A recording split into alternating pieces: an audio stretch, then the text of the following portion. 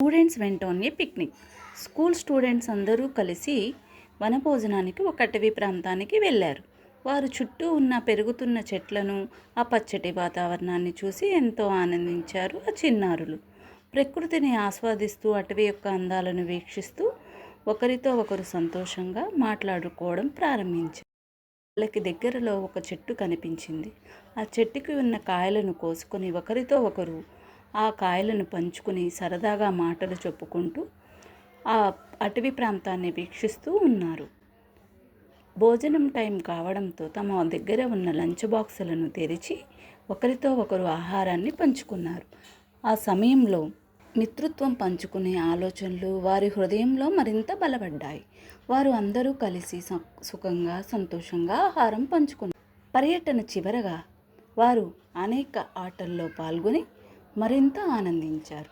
సాయంత్రం కావడంతో వారు అన్ని జ్ఞాపకాలతో సంతోషంగా తిరుగు ప్రయాణం ప్రారంభించారు. ఈరోజు వారు జీవితమంతా గుర్తుపెట్టుకునే అనుభవంగా నిలిచింది.